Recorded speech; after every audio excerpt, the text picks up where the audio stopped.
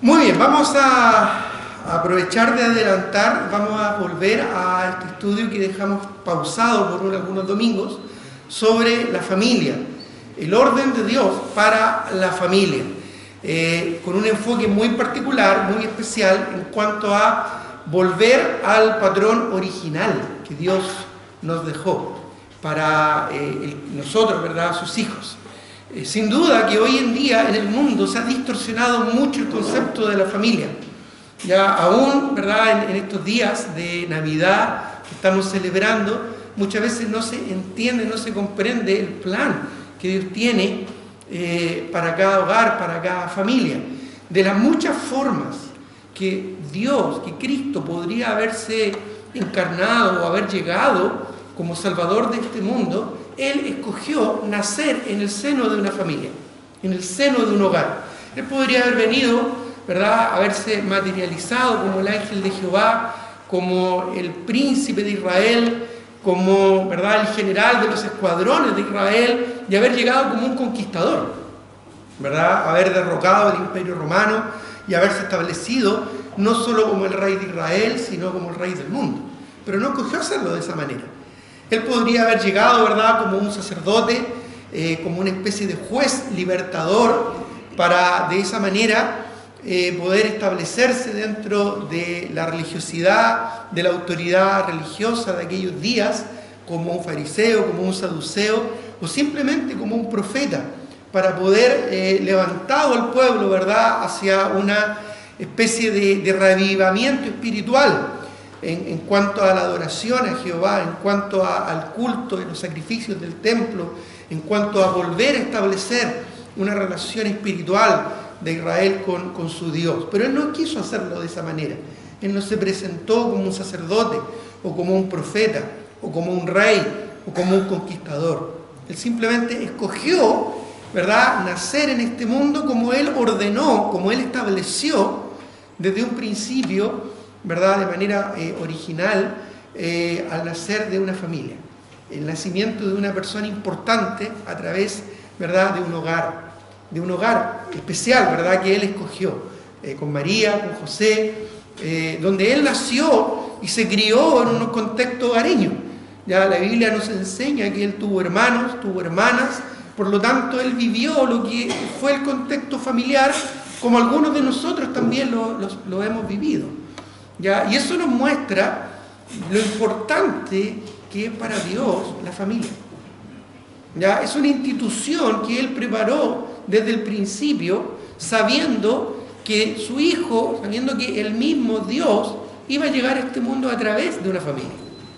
Por lo tanto, vemos la relevancia de esta institución tan importante establecida por Dios. Como dije y repito, no escogió entrar al mundo a través de una institución religiosa, o política, o social, sino a través de una familia. Porque Dios entiende la importancia de la familia y del hogar. Hasta acá hemos visto el modelo que Dios establece para la familia. Hemos visto el modelo que Dios establece para los padres. Hemos visto el modelo que Dios establece para los papás, para las mamás. Hemos visto también el modelo que Cristo y que Dios estableció para el varón, para el jefe de hogar, para el esposo.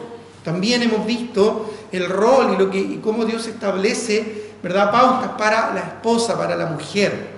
Bueno, siguiendo en esta misma línea, vamos a hablar ahora del modelo de Dios para las relaciones familiares, cómo Dios originalmente quiso que dentro del hogar nos relacionásemos y pudiéramos disfrutar esta institución tan perfecta que Dios quiso para nosotros. Bueno, en ese sentido, podemos ver de que a través de la historia han habido distintos modelos por medio de los cuales se han establecido las relaciones familiares. Por ejemplo, en el mundo judío, principalmente posterior al establecimiento de la ley de Moisés, se pervirtió, ¿verdad? Lamentablemente, el ser humano siempre tiene, por su naturaleza caída y perdida, ya se desvirtuó el plan original que Dios tenía. Por lo tanto, se empezó a dar lamentablemente en la nación de Israel, se empezó a dar una un contexto de machismo y patriarcado muchas veces abusivo, ya un patriarcado ciego, abusivo, ¿verdad? Que finalmente hizo que muchas familias perdieran el sentido original, ¿verdad?, de lo que Dios quería para ellos. Por ejemplo, ahí comenzó a desarrollarse una actitud abusiva de parte de los esposos hacia sus esposas, que podían divorciarse de ellas a destajo. Ya solamente ellos podían decir 3 veces: te repudio, te repudio, te repudio, y ya con eso era suficiente para dar despido, para divorciarse de una mujer, dejando muchas veces a las mujeres indefensas, ¿verdad?, y sin protección. Eso era algo muy, muy abusivo, eso era algo que no fue el plan original del Señor. Dios de un principio estableció que al casarse, al entrar en el matrimonio, ambos serían una sola carne. Jesucristo mismo en su ministerio terrenal, ¿verdad?, Él declaró que al principio así fue, y que lo que Dios unió, juntó, no lo separe el hombre.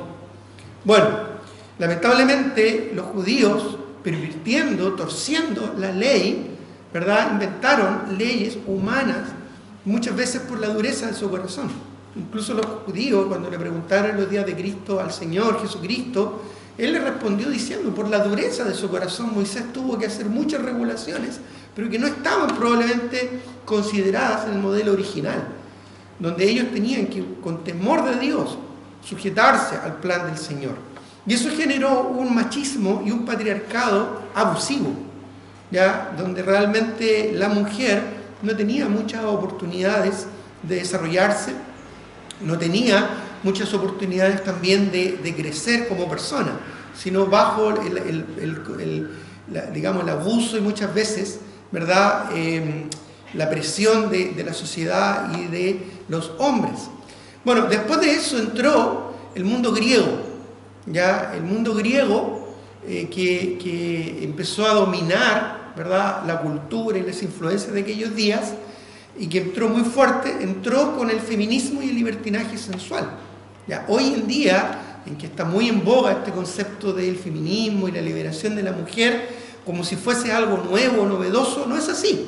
Esto tiene una historia muy antigua, ¿verdad? Es algo muy hacia atrás, donde ya en el mundo griego ya se empezó casi a adorar el concepto de la mujer y a desarrollar el concepto de la libertad y libertinaje, principalmente sensual. Ya basta con visitar un museo de la cultura griega antigua y ¿qué es lo que vas a ver ahí? Un culto al cuerpo humano, ¿verdad?, desnudo.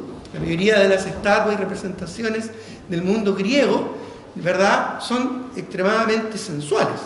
Ya hoy en día vos vas a un museo, en muchos casos de mucha influencia helenística o griega, ¿ya?, y básicamente vas a ver pornografía cultural.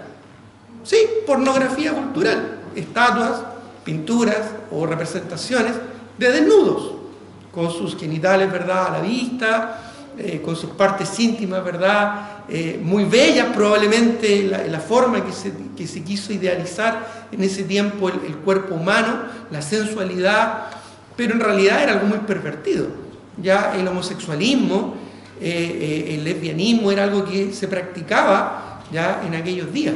Y no solo en aquellos días, mucho antes incluso, culturas mucho más antiguas y más retrógradas, como por ejemplo las culturas, ¿verdad?, de Canaán, antes que llegara la conquista de los judíos, con Sodoma y Gomorra, por ejemplo, que no eran las únicas culturas perversas y pervertidas de aquellos días.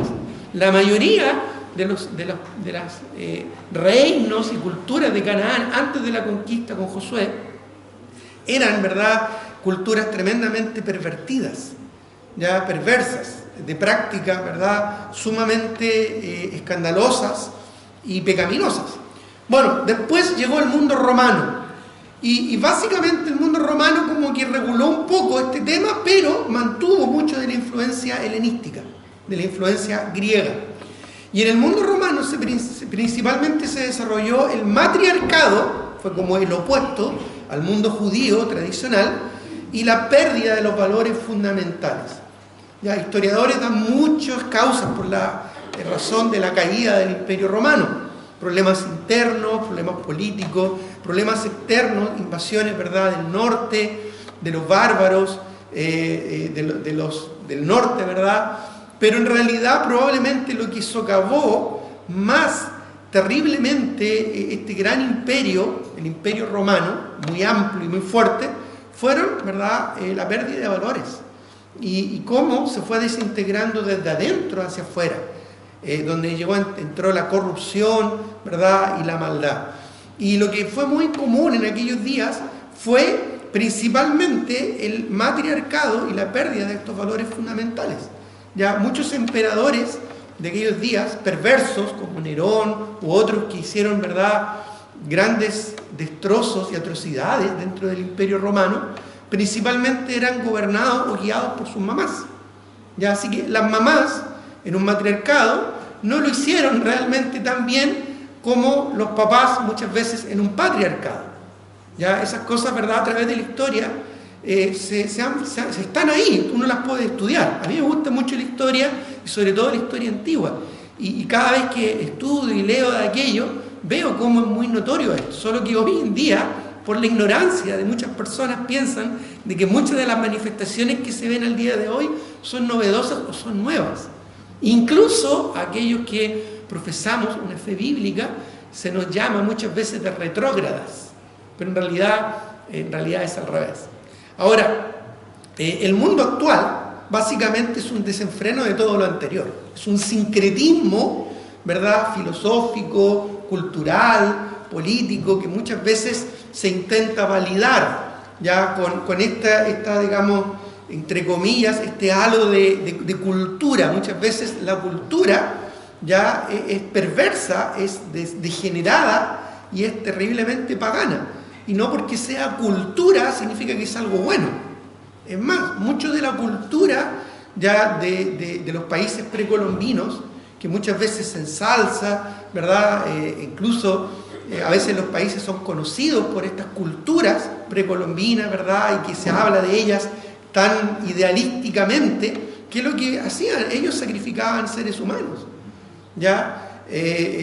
La otra vez leía un artículo acerca del Cerro del Plomo y las momias que se han encontrado ahí, y eran sacrificios de niños, eran bebés, niños o niños más grandes, que los drogaban, los subían, ¿verdad? Y en vida los sacrificaban a los dioses.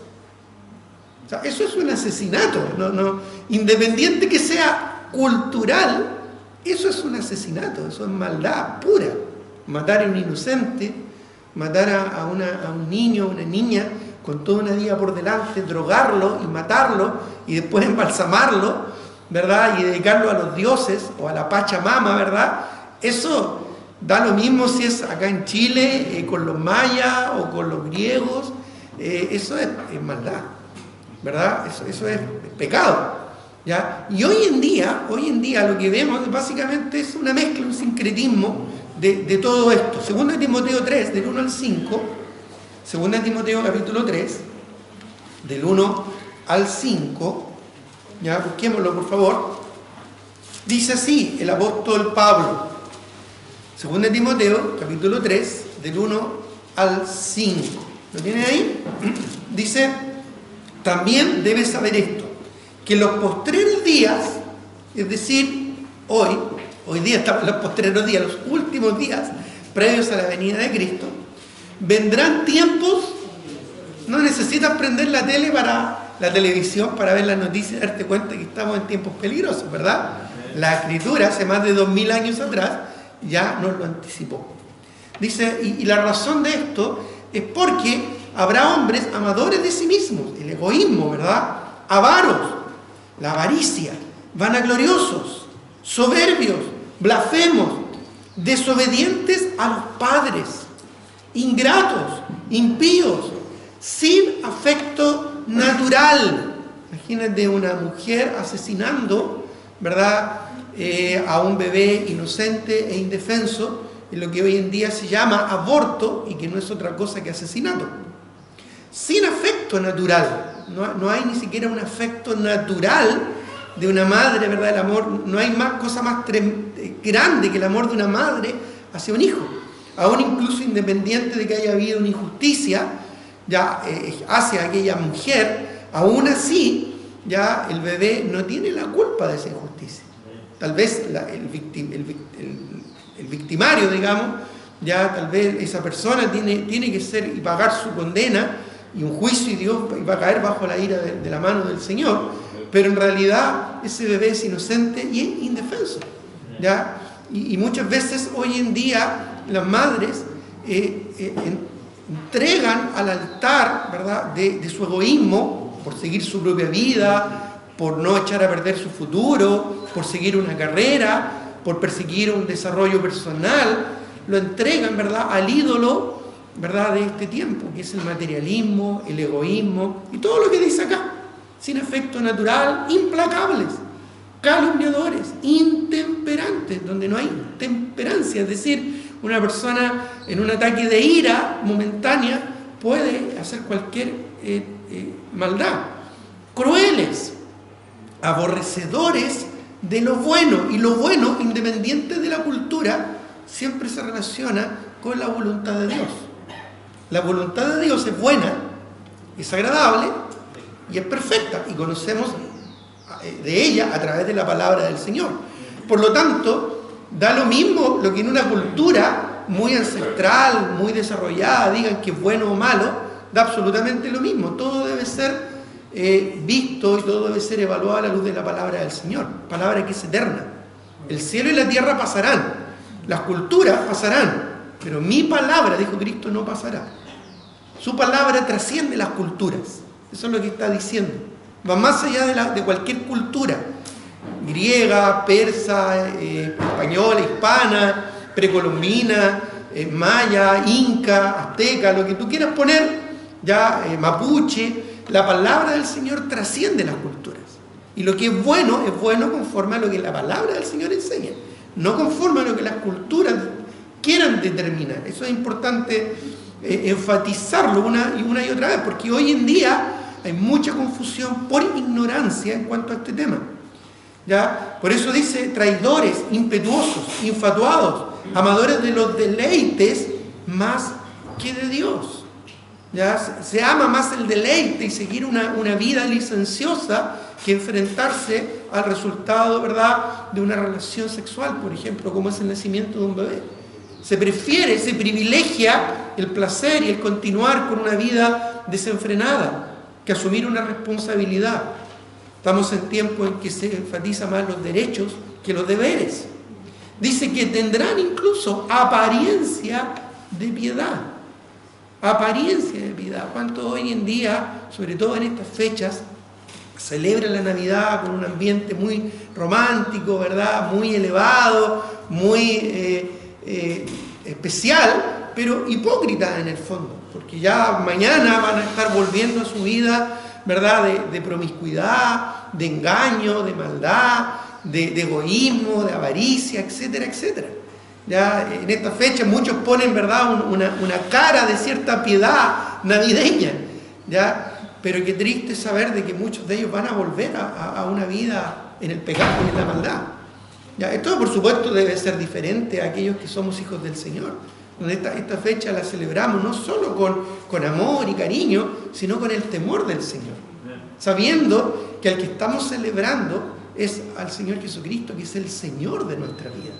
Más allá de ser nuestro Salvador, es nuestro Señor. Y ese temor del Señor es el que nos ayuda, ¿verdad?, a vivir el resto del año ya en el temor del Señor y recordando permanentemente, ¿verdad?, a Cristo como el Señor de nuestra vida. Por eso dice que tendrán la apariencia de piedad, pero negarán la eficacia de ella. Ya es interesante que incluso en el mundo religioso, ya previo a Nochebuena, incluso ellos tienen sus misas y sus ¿cómo se llama? Sus reuniones, incluso al día siguiente de Navidad también tienen temprano, ¿verdad?, tienen sus actividades. Imagínate que lanzáramos una reunión un domingo 24 en la tarde. Pues muchos cristianos pondrían el grito en el cielo, ¿verdad? ¿Ya? O el 1 de enero en la mañana, temprano, a las 7 de la mañana. No, pastor, ¿cómo? Se volvió fanático. ¿Sabes que el mundo religioso muchas veces es más piadoso en ese sentido y más sacrificado que nosotros. También como cristianos nosotros muchas veces hemos privilegiado la comodidad por sobre el sacrificio, ¿ya? Sin darnos cuenta de que Cristo hizo un sacrificio al venir por nosotros.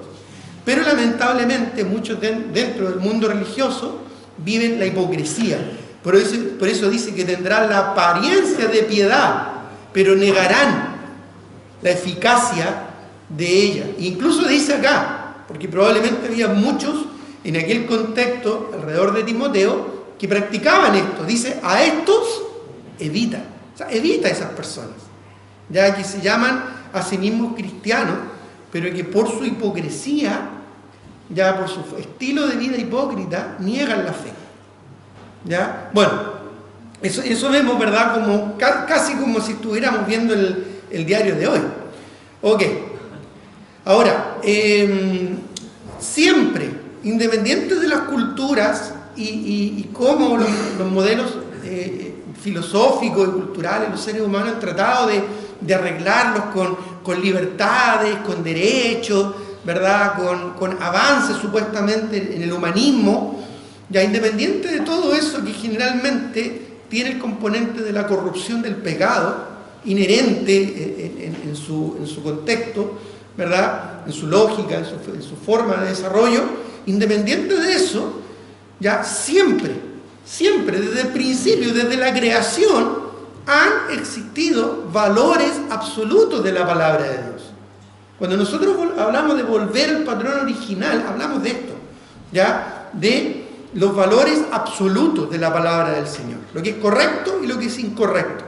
Incluso en el tiempo antiguo los profetas ya juzgaban a la nación de Israel diciéndole, ¿verdad? ¡Ay! De lo que a lo bueno llaman malo y a lo malo llaman bueno, y exhorta incluso a sus sacerdotes que no sabían discernir entre lo santo y lo profano, ¿no? Bueno, siempre han habido valores absolutos de la palabra del Señor. El primero de ellos es la sumisión. La sumisión desde un principio, cuando Dios creó al hombre y a la mujer, creó un concepto de sumisión donde la mujer debía someterse al varón y el varón someterse a Dios. Y ambos estar sujetos a la autoridad y al señorío de Dios sobre sus vidas. Dios en el huerto se relacionaba con el hombre y tenía un vínculo con el hombre y tenía normas que seguir. Una norma muy básica y esencial era que podía comer de cualquier árbol del huerto, menos de uno. Y el hombre rompió esa cadena de sumisión, desobedeció, tuvo una actitud rebelde, y de esa manera entró el pecado, ¿verdad?, en la humanidad. La sumisión es un concepto fundamental, básico, que no nos gusta escuchar, nos incomoda, porque no tenemos muchas veces el deseo de someternos a alguien. Pero Dios en su palabra claramente nos enseña que cada creyente siempre, en todo momento, estamos sumisos, debemos estar sumisos a alguien por sobre nosotros. Ya sea una autoridad, ya sea, ¿verdad?, a Dios mismo, pero siempre este concepto ha estado. No es algo nuevo, no es algo del momento, no es una reacción a un movimiento o un énfasis que hoy en día o en distintas culturas se haya podido dar. Es algo que siempre ha estado ahí. Efesios 5, por ejemplo, del 18 al 21 de Efesios, habla acerca de este concepto. Efesios, capítulo 5, versículos 18 en adelante. Dice, no os embriaguéis con vino, en lo cual hay disolución, antes bien sed llenos del Espíritu. Está hablando del control del Espíritu sobre nuestras vidas. Ser llenos del Espíritu no es estar en un estado, ¿verdad?, de éxtasis descontrolado. Todo lo contrario. Aquí lo ilustra claramente diciendo que no debemos dejar que alguna sustancia, ya sea física o incluso emocional, como las emociones, controlen, ¿verdad?, y nuestra conducta, llevándola a una conducta disoluta. Dice, no os embriaguéis con vino, en lo cual hay disolución, ¿ya? Antes bien, o sea, en vez de esto, sed llenos del Espíritu. El contraste es disolución, control. Sed llenos del Espíritu, el control del Espíritu en nuestra vida. Esto se manifiesta de manera muy bella, hablando entre vosotros con salmos, himnos y cánticos espirituales, cantando y alabando al Señor en vuestros corazones. Ya algunos quizás durante esta fecha en nuestros hogares, ante una cena navideña, cantamos himnos o cánticos espirituales. ¡Qué hermoso! Es algo bíblico, es algo muy hermoso. Dando siempre gracias por todo. Ya hoy en día en que la sociedad es tan ingrata y siempre hay tanta queja, ¿verdad? El creyente debe ser agradecido. Por todo, dice, al Dios y Padre en el nombre de nuestro Señor Jesucristo. Y mire lo que luego añade como parte, porque continúa, quizás en tu Biblia, por la edición de los editores de la Biblia, está diferente, pero ahí en tu Biblia, después en el versículo 21, continúa directo y dice, someteos unos a otros en el temor del Señor. Es decir, parte del control del Espíritu es una actitud sumisa. Hoy en día, muchas personas incluso hablan de la rebeldía como si fuera una virtud. Como si fuera una virtud. O sea, se enorgullecen de alguna manera de tener un corazón rebelde. Pero la Biblia, incluso en el Antiguo Testamento, se indica la rebeldía junto con la idolatría. E incluso la relaciona, ¿verdad?, a la adoración digamos, pagana de ídolos. O sea, habla de la rebeldía en esos términos.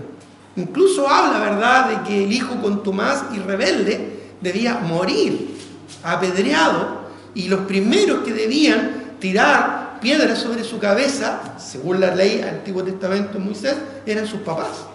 Entonces la rebeldía nunca ha sido y nunca es una virtud. Es un pecado terrible. Ya, hoy en día es increíble la cantidad de niños pequeños, ¿verdad?, que sus padres de chicos los enseñan a ser rebeldes, dándole lo que ellos quieren, cediendo ante ellos frente a una pataleta, por ejemplo, ¿ya?, o un deseo egoísta. Ya, no, es que yo quiero ese juguete. No, este no me gustó, ¿verdad? Y lo tiran al suelo, porque querían otro juguete. Eso es una raíz terrible, horrible de rebeldía.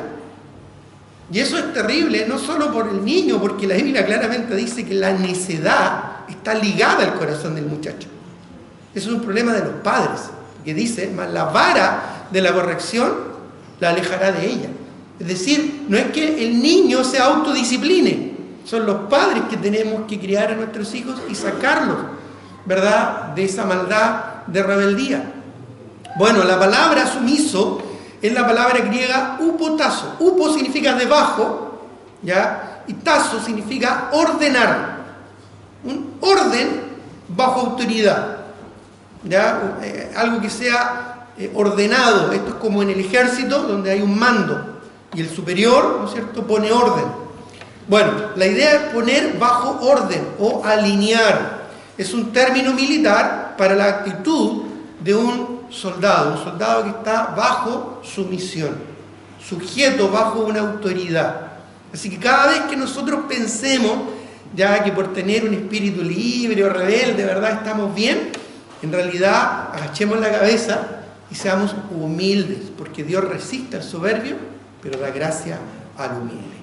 El segundo concepto importante que siempre ha estado ahí, ¿ya?, y que siempre ha sido un valor absoluto de parte de Dios, es el perdón. Incluso cuando el hombre en el huerto de Edén fue rebelde a Dios, ¿ya?, y desobedeció, Dios le dijo, no comas de ese árbol, y fue y comió del único árbol que no podía comer. Ya es como cuando tú pones un cartel y dice no estacionar, salida de vehículo, y se pone un vehículo ahí estacionado. Ya está en la naturaleza humana. Pero cuando Adán introdujo esta naturaleza, este pecado, esta corrupción a la humanidad, aún así, ¿qué hizo Dios? Podría haber destruido a Adán, a Eva, y haber comenzado una nueva creación. Pero no lo hizo. Él estableció un valor fundamental, que es el perdón. Él los perdonó y mató a un animal inocente para vestirlo con las pieles de ellos. El perdón siempre ha estado allí. ¿Y sabes cuál es hoy en día una de las causales más grandes, ¿verdad?, en que las familias, en que los hogares y los matrimonios se destruyen? La falta de perdón. Básicamente la falta de perdón. Efesios 4, 29 al 32. Dice, ninguna palabra corrompida salga de vuestra boca, sino la que sea buena para la necesaria edificación a fin de dar gracia a los oyentes. Generalmente cuando hay discusiones en el hogar, ¿verdad? Se escuchan palabras como tú siempre, tú nunca, siempre se generaliza, ¿verdad? Y siempre enseñamos, ¿verdad?, a los matrimonios, nunca es siempre y nunca es nunca, porque siempre hay matices, pero muchas veces hay palabras corrompidas que salen de nuestra boca, y aquí palabras corrompidas no están necesariamente haciendo referencia a palabras soeces, ¿ya?, o vulgares, o como más comúnmente se conoce como garabatos. Una palabra corrompida puede ser una palabra muy correcta, muy bella, pero con una raíz de amargura, o con una falta de perdón, o con la intención de dañar a la otra persona. Puede ser incluso una palabra correctamente expresada, en buen castellano, pero con un corazón corrompido. A eso se refiere una palabra, dice, corrompida. No está hablando de una palabra necesariamente mala o perversa, sino está hablando de una palabra que se ha echado a perder. Algo lo echó a perder. Ya todos hemos visto algún tomate, ¿verdad?, que en algún momento, ¿verdad?, se echó a perder y está ahí podrido, ¿verdad? Bueno, le entró algo, una bacteria o algo que lo pudrió. Dice, y no dice, ninguna palabra corrompida salga de vuestra boca, sino la que sea buena para la necesaria edificación, a fin de dar gracia a los oyentes, y no contristéis al Espíritu Santo de Dios, con el cual fuisteis sellados para el día de la redención, la presencia del Espíritu Santo en nuestra vida. Ya hablamos ya del control del Espíritu que nos lleva a la sumisión, pero miren lo que dice ahora, hablando también del control del Espíritu en nuestra vida. Quítense de vosotros toda amargura, enojo, ira, gritería y maledicencia y toda malicia. Antes, sed benignos unos con otros, misericordiosos, perdonándoos unos a otros. ¿Cómo? Como Dios también perdonó a vosotros en Cristo. ¿Sabes cuál es la palabra ahí que me estremece? Hay una palabra ahí que me estremece a mí, dentro de todo ese versículo 32. ¿Sabes cuál es la palabra que me estremece? Para todos puede ser diferente, ¿ya? Quizás para ti puede ser perdón o misericordia o benignidad, pero la palabra que me estremece es la palabra también. Me estremece porque Dios a mí me perdonó. Entonces por eso dice, como Dios también os perdonó a vosotros. Es decir, en un sentido, de manera muy sutil, nos está sacando en cara su perdón. Como Dios te perdonó, así tú debes perdonar. Qué importante es el perdón, ¿no es cierto? Y es algo que ayuda tremendamente a las relaciones familiares. La falta de perdón muchas veces es la raíz de muchos problemas. Mira lo que dice el versículo 27. Ya en el contexto ahí dice el 26, airaos, pero no pequéis, no se ponga el sol sobre vuestro enojo, ni deis lugar al diablo. Ni deis lugar al diablo. ¿Ya? En los hogares, en la familia, en las relaciones familiares, la sumisión, el perdón, son asuntos fundamentales dentro del funcionamiento de un hogar, de una familia. Son valores absolutos que si los practicásemos, ya la sumisión, ¿verdad?, de someterse a la autoridad, de no hacer las cosas por mi cuenta, por ejemplo, ya, sino hay que consultar a la autoridad que nos corresponde. En el caso de las damas, consultar a su marido. En el caso de los varones, orar, simplemente orar. Muchas veces cosechamos lo que sembramos porque no preguntamos al Señor, no oramos, hacemos nomás, y después somos tan tremendamente patudos que cuando está el problema, ¿qué hacemos? Ahí buscamos al Señor para que nos solucione el problema. El Señor debería poder decirnos, ¿verdad? Pero ¿por qué? Primero, ¿por qué no me preguntaste? Y te metiste en este problema, ¿ya? Bueno, la sumisión y el perdón. El perdón en un hogar, vamos a cometer errores, nosotros cometemos errores y Dios nos perdona. ¿Cómo no podemos ni debemos perdonar a otros? Qué importante, ¿no es cierto? Elemento esencial en toda relación. Y otro elemento fundamental que lo encontramos en 1 Corintios 13, el amor, la esperanza y la fe.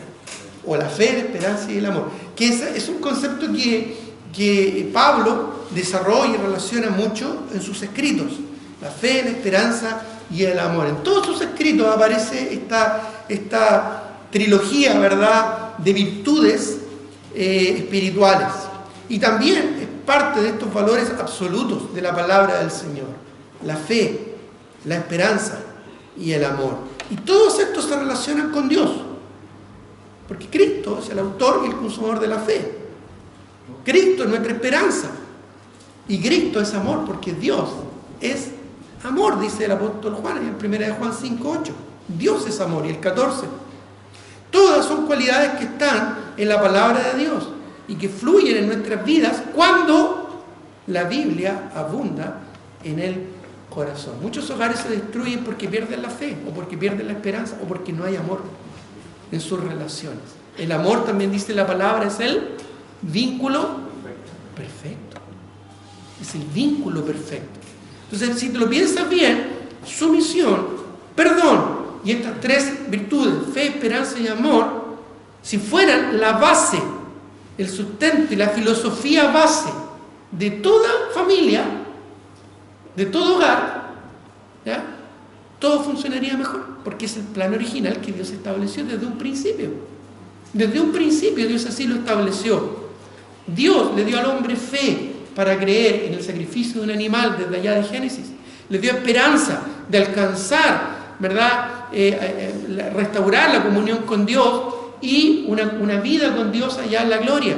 Y les dio amor. Le compartió de su amor para que el hombre lo compartiera entre ellos y en su entorno. Perdón, sumisión. Ese es el modelo de Dios para las relaciones familiares. El cristianismo no es feminismo, ni es machismo, no es matriarcado, no es, ¿verdad?, libertinaje, sino que son estos valores. Esas cosas, esas otras cosas las vemos en el mundo, allá afuera.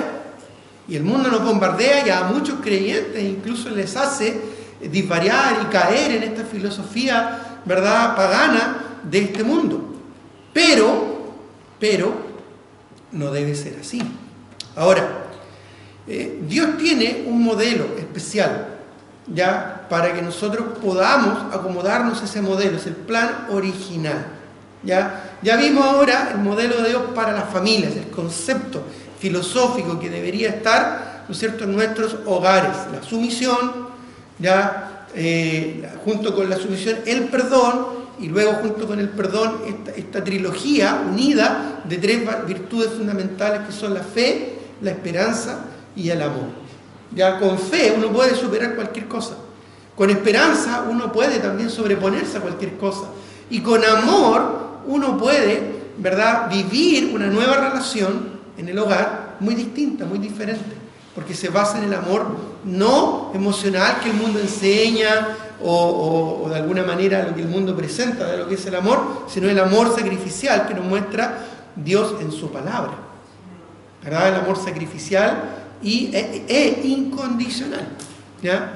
Ahora, vamos a avanzar un poquitito ahora hacia el modelo de Dios para los hijos, ¿ya? Vamos a hacer un resumen general de esto, porque hoy y el próximo domingo vamos a concluir con este tema que es bien práctico y bien interesante, y luego de esto vamos a hacer nuevamente una pausa y probablemente a fines de enero o en febrero vamos a retomar, pero ya más específico en cuanto a la crianza de los hijos.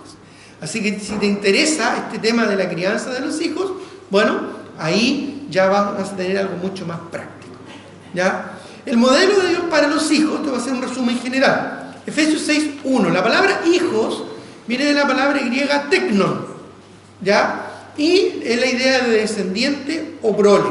Y hay varios conceptos aquí básicos, fundamentales.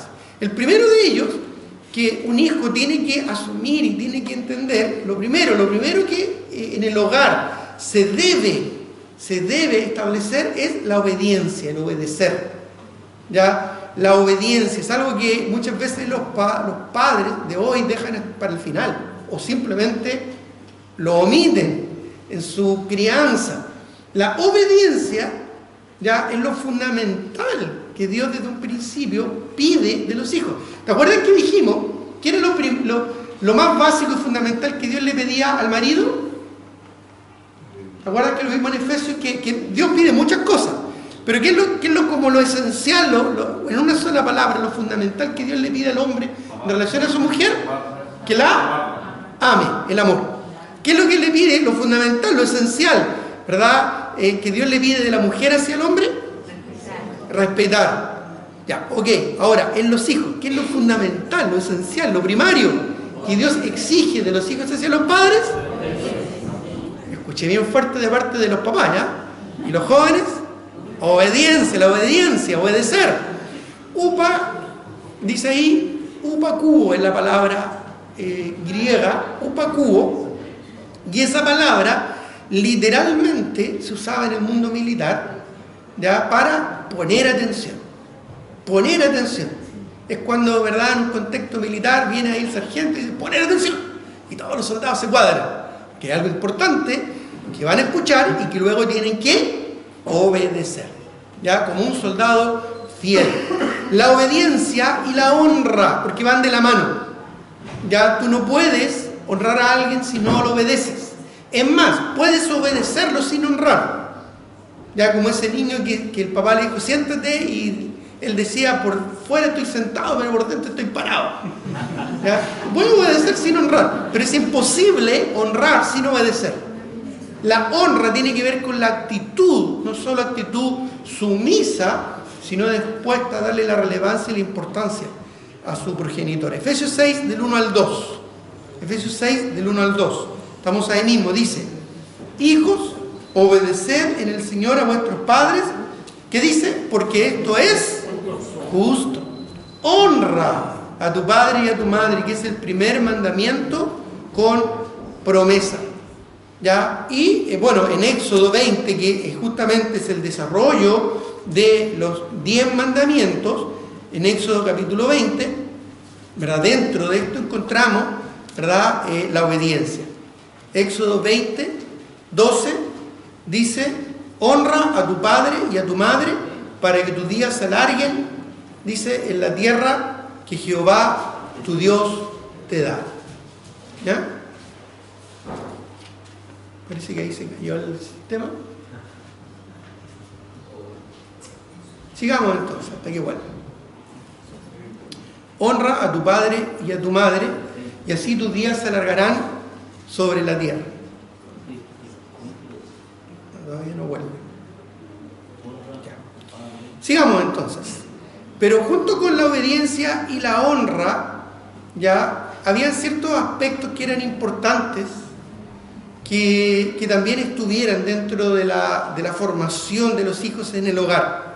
Ya, recuerda que el concepto de hogar, de familia, fue algo principalmente establecido por Dios, ¿ya? Y volver a ese patrón original que Dios estableció, ¿ya?, es lo que va a hacer y va a resultar para nuestro beneficio, ¿ya? Para nuestro beneficio y para nuestra bendición. Pero otro aspecto, busquemos Éxodo 21, ya que estamos ahí, versículos 15 al 17. Éxodo 21, del 15 al 17. Dice, el que hiere a su padre o a su madre, dice, morirá. Asimismo, el que roba a una persona y la vendiere, o si fuera hallada en sus manos, morirá. Igualmente, el que maldijere a su padre o a su madre, ¿qué dice? Morirá. ¿Ya? Morirá. Aquí vemos que desde un principio Dios, cuando reglamentó la ley de Moisés, establece normas. Normas que si se transgreden, tienen o van a llevar, ¿no es cierto?, a una conclusión, o van a llevar a un castigo. En este caso, es fuerte lo que dice acá. La rebeldía y la desobediencia, contumaz, ¿verdad? El hijo contumaz y rebelde, se está refiriendo acá en su contexto, debía morir. Dios no permitía que hubiera rebeldía y desobediencia. La rebeldía es lo opuesto a la honra. ¿Ya? La rebeldía nace en el corazón, así como la honra también nace en el corazón. Y tienen que ver con una disposición de obedecer y cumplir las normas, ¿verdad?, que nuestras autoridades establecen. había un castigo, y el castigo, según la ley, por lo menos en el Antiguo Testamento, era severo. ¿Ya? Ahora, otro aspecto que tiene que ver con la formación de los hijos en el hogar es la formación del carácter. Busca Proverbios 13:24, por favor. Proverbios, capítulo 13, versículo 24. Ahí volvió el internet. Proverbios 13:24. ¿Lo tienes por ahí? Si alguien lo tiene, por favor, léalo con voz fuerte y clara. Proverbios 13:24. El que tiene el castigo a su hijo aborrece, mas el que lo ama desde temprano lo corrige. El que detiene el castigo, dice, a su hijo aborrece. Hay muchos padres hoy en día que aborrecen a sus hijos, pero dicen que los aman. ¿Y por qué entendemos, verdad, bíblicamente que los aborrecen? Porque no los disciplinan, porque no los castigan, porque no establecen normas y reglas y luego una consecuencia al quebrantar o romper aquellas normas o aquellas reglas. El que detiene el castigo, dice, a su hijo aborrece. ¿Crees realmente lo que enseña y dice la palabra del Señor? ¿Pero realmente lo crees? Porque si no estás corrigiendo a tu hijo, lo estás aborreciendo según Dios. El que detiene el castigo, su hijo aborrece. ¿Pero qué dice luego? Más el que lo ama, ¿desde cuándo lo empieza a disciplinar? ¿Y qué significa temprano? ¿Cuán temprano es para comenzar la disciplina de un hijo? Bueno, una vez una hermana me preguntaba, ya tenía un bebé de 6 meses, me decía, pastor, ¿cuándo es tiempo ya para empezar a disciplinar a mi hijo? Entonces le decía, ¿cuántos meses tiene? 6 meses. 6 meses. Entonces yo le dije, hace 6 meses atrás debería haber empezado a disciplinar a tu hijo. Estás atrasada 6 meses. Básicamente uno debe empezar a criar y a disciplinar a su hijo desde que nace. Ahora, ahí es donde está la ignorancia, porque ignoramos las escrituras. ¿Ya? ¿Qué significa entonces disciplinar? Y muchos interpretan disciplinar como castigo. Vamos a aprender que la disciplina no es lo mismo que castigo. Muchas veces la disciplina incluso tiene que ver con recompensa y con cosas buenas que tú vas a dar. Porque vamos a entender lo que realmente es disciplina. ¿Ya? Que insisto, no siempre es castigo. A veces es una retribución positiva. Pero eso es un entrenamiento que hay que comenzar desde el principio, desde el que el niño nace. Porque desde el primer momento que un bebé nace en este mundo, lamentablemente, ya no viene con pañales. Ojalá vinieran con pañales los niños, ¿no es cierto? Hay que comprarlos. Pero sí viene con algo peor. Viene con pecado. Nacen con naturaleza pecaminosa. El egoísmo, el querer acaparar la atención, ese florerito de mesa, ¿verdad? Eso viene innato en el corazón de un bebé. Las que son mamás lo saben, ¿o no? Muchas familias se destruyen porque el niño que llega, ¿verdad?, revoluciona de tal manera el hogar que ya se pierde el amor entre varón, mujer, y se pierden muchas cosas que al final terminan en la destrucción del hogar. Bueno, obviamente la disciplina forma el carácter. Y un niño pequeño, recién nacido, debe ir aprendiendo a formar su carácter. Y ese carácter implica controlar sus deseos, controlar sus impulsos. ¿Ya? Hoy en día, ¿verdad?, en las escuelas de medicina, ya los pediatras le dicen a las mamás, ¿verdad?, libre demanda, cuando quiera comer, que coma. ¿Ya? Bueno, eso es uno de los peores daños que hacen los pediatras a la familia. Porque desde pequeños los papás debemos disciplinar a nuestros hijos, entrenar a nuestros hijos a seguir un orden en cuanto a sus comidas. Cada cuánto tiempo va a comer, ya eso puedo yo establecerlo como papá. Y establecer un orden, establecer una disciplina. El problema es que en general los padres son indisciplinados. Entonces, ¿qué le vamos a pedir a un papá que discipline en orden a sus hijos si son desordenados, son al lote, ¿verdad?, y son un desastre en el hogar? Bueno, si queremos empezar a disciplinar, primero tenemos que empezar a disciplinar a nosotros mismos. Bueno, todas estas cosas son cosas que Dios nos muestra, nos enseña en su palabra. Hay varios textos, no los vamos a leer, ya después el próximo domingo que terminemos esta parte, yo lo voy a compartir, ustedes lo pueden compartir también, y va a estar también en las presentaciones o en la grabación, ya lo pueden buscar. Pero hay muchos textos en el libro de Proverbios, solamente en Proverbios, pero están acá, pero en realidad a lo largo de toda la Escritura. De hecho, yo creo que el tema de la disciplina de los hijos es uno de los temas que más se trata en la Escritura. ¿Ya? Yo he escuchado a padres decir, es que nadie nos enseñó a ser padres.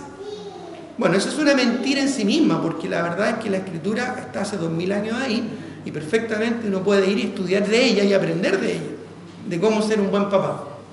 Y aquí está, por ejemplo, solamente esto es una muestra.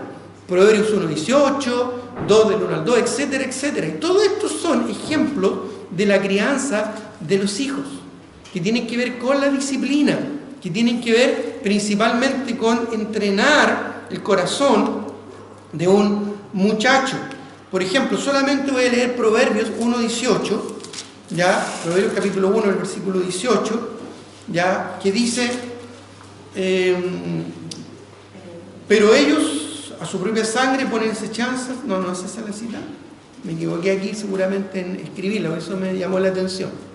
Ya, pero por ejemplo ya el capítulo 2, versículo 1, hijo mío, si recibieres mis palabras y mis mandamientos guardares dentro de ti, haciendo, dice, estar atento tu oído a la sabiduría, si inclinares tu corazón a la prudencia, si clamares a la inteligencia y a la prudencia, dires su voz, si como a la plata la buscares y la escudriñases como a tesoros, entonces entenderás el temor de Jehová y hallarás el conocimiento de Dios. Porque muchos hijos no temen a Dios, porque no aprenden a tener un santo temor hacia sus padres.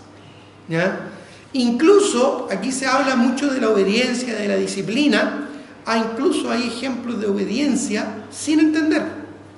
Porque muchas veces se da la idea, ya que para que una persona obedezca tiene que entender, pero no siempre es así. Lucas 5:5, por ejemplo, Lucas capítulo 5, versículo 5, dice, bueno, en el contexto el apóstol Pedro estaba pescando. ¿Cuál era el oficio del apóstol Pedro? Pescador. ¿Ya? Llevaba años pescando, era un experto en su oficio, y llegó a la orilla, ya, y no trajo nada. Dice el versículo 4, cuando terminó de hablar, dijo a Simón, boga mar adentro y echad vuestras redes para pescar. Respondiendo Simón le dijo, maestro, toda la noche hemos estado trabajando y nada hemos pescado. Y además, ¿verdad?, a esa hora del día no era tiempo para la pesca. Uno que le gusta la pesca sabe que el mejor horario es la noche o en la tarde. Pero miren lo que dice, más en tu palabra echaré la red. Bueno, conocemos la historia, ¿no es cierto? Después dice el versículo 6, y habiéndolo hecho, encerraron gran cantidad de peces y su red se rompió. Tuvieron que llamar a otras barcas para que le ayudaran a sacar. Este es un buen ejemplo de obedecer sumisamente sin entender. Hoy en día se valora mucho el que un niño tenga que entender, pero un niño de 5 años no tiene el mismo entendimiento de vida que un adulto de 25 o 30 años. Hay muchas cosas que el niño aún no va a entender. Es más, hay cosas que no tiene ni por qué entender, porque es niño aún y todavía le falta mucha experiencia de vida. Pero sí es importante que aprenda, no a entender, a obedecer. Muchos padres razonan con sus hijos como si sus hijos tuvieran 20, 30 años, ¿no es cierto?, y ya tuvieran enseñanza media y universitaria. Y la verdad es que la mente del niño es un proceso en desarrollo. Un día va a poder entender muchas cosas. Es más, probablemente la experiencia misma nuestra nos enseña que cuando nos casamos y tuvimos nuestros primeros hijos, ahí recién entendimos cosas que nos enseñaban nuestros papás. No sé si a ustedes les pasó, a mí me pasó. Cuando después que nos casamos tuvimos nuestros primeros hijos, ahí entendimos muchas cosas que mi santa madre me decía y que yo en ese momento no entendía, ¿verdad? Bueno, obedecer sin entender es parte de cómo incluso Dios ha revelado a la humanidad. Muchas veces Dios nos ha dicho cosas, nos pide cosas, le ha pedido a su pueblo Israel cosas. Como por ejemplo cuando le dijo a Moisés, toma tu vara, levántala y avanza. Pero hay un mar. Bueno, él no sabía que el mar se iba a partir en dos, iban a pasar en seco. Eso Dios lo sabía, pero tuvo que obedecer. O cuando le dijo, ¿verdad?, cruzando el Jordán, a los sacerdotes, metan sus pies en el agua con el arca, ya háganlo nomás. Ellos metieron el pie en el agua y empezó a secarse el Jordán y el resto del pueblo pasó en seco. Pero ellos tuvieron que mojar sus patitas, ¿verdad?, para demostrar su obediencia y su fe en el Señor.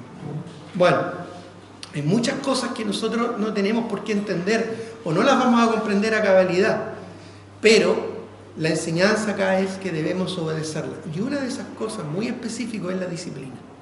Muchos padres hoy en día les duele en el corazón tener que disciplinar a su hijo con un castigo, ¿verdad? Tener que disciplinar a hijo con una cucharada de palo, ¿verdad?, en el trasero, y no lo entienden, o les duele, o no saben que eso es bueno según Dios.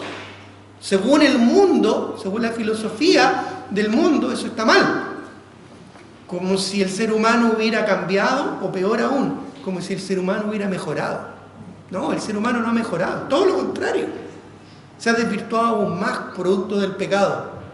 Hoy en día, cuanto más es necesario que padres cristianos y piadosos disciplinen a sus hijos, porque si no vamos a tener una generación perdida en las manos del príncipe de este siglo, que lleva a los hijos de desobediencia a la perdición. ¿Por qué crees tú que se le va a hacer tan fácil al anticristo tomar el control de la humanidad después del rapto? Porque va a haber una generación de hijos que nunca fueron disciplinados, que nunca fueron entrenados en el temor del Señor, y que van a tener un corazón dispuesto a todo lo perverso y a todo lo malo. Y ese no va a ser culpa de esos muchachos, va a ser culpa de nosotros, sus padres, que no estuvimos a la altura para ponernos los pantalones, ser obedientes y disciplinar a nuestros hijos, aunque no lo entendamos. La voluntad de Dios se cumple, la entendamos o no. Eso es uno de los aspectos de la sumisión que vimos al principio. ¿Tenemos un corazón dispuesto y dócil? ¿Tenemos un corazón sumiso, dispuesto a obedecer los principios de la palabra del Señor? Si no, bueno, allá tú. Dios muchas veces nos va a decir, sigue tu camino y todo lo que el hombre sembrare, eso también segará. Pero Dios no quiere eso para ti. Dios quiere y espera que tengamos un corazón dócil, dispuesto. Un corazón dispuesto y moldeable a lo que Él quiere y espera de nosotros. No a lo que nosotros en nuestra testadurez, ignorancia y muchas veces rebeldía queremos establecer. O lo que el mundo y su influencia nos tiene, ¿verdad?, atrapados en nuestra mente. Debemos llevar cautivo todo pensamiento a la obediencia a Cristo y sujetarnos a su voluntad, volver al patrón original. Vamos a terminar en un momento de oración. Señor, te doy gracias, muchas gracias, Señor, por el privilegio que nos das de tener tu palabra y de